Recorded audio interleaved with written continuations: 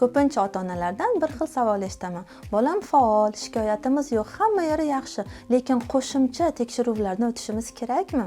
Bu mutlaqo to'g'ri savol. Bolani rivojlanishi to'g'ri ketyaptimi, yo'qmi, yoki unda qandaydir yashirin, hozircha shikoyati bo'lmagan kasalliklar bormi, yo'qmi, yoki bolada hali yuzaga chiqib ulgurmagan tug'ma nuqsonlar ichki a'zolarda bor bo'lishi mumkin, o'shalar bormi, yo'qmi?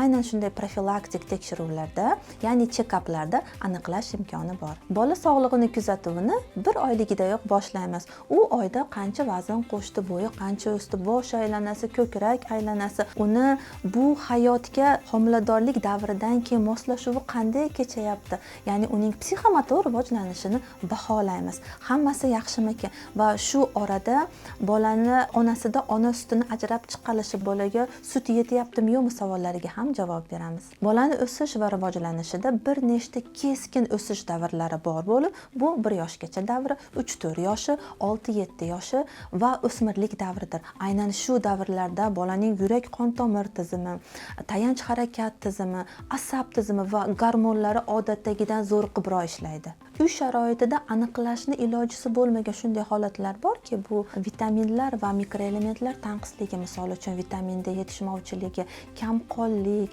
qalqonsimon bezidagi buzilishlar, ko'rish va eshitishdagi turli muammolar, ularni faqat maxsus tekshiruvlar yordamida aniqlash mumkin bo'ladi. Shuning uchun biz har yoshga mos bo'lgan tekshiruvlarni o'z ichiga olgan check-uplarni yaratdik. Check-up bu bolani yoshiga mos tekshiruvlarni o'z ichiga olgan dasturdir. Check-uplar ichiga pediatr va boshqa tor doiradagi mutaxassislar ko'riklari, laborator tahlillar va instrumental tekshiruvlar kiradi. Agarda bolada shikoyatlar va rivojlanishning o'ziga xosliklari bor bo'lsa, biz bu tekshiruvlarni kengaytirishimiz mumkin. Bizning maqsadimiz iloji boricha ko'proq analizlarni topshirish emas, bolaning sog'lig'i haqida aniq, tiniq ma'lumotga ega bo'lish. Nega aynan bolalar milliy tibbiyot markazi? Barcha tekshiruvlar bir kunda o'tkaziladi. Tahlillar navbatsiz joyida olinadi. Shifokor qabuli yoki tekshiruvni kutish shart emas. Bolaga bu jarayonni bosib o'tishda yordam beradigan shaxsiy koordinator hamrohlik qiladi.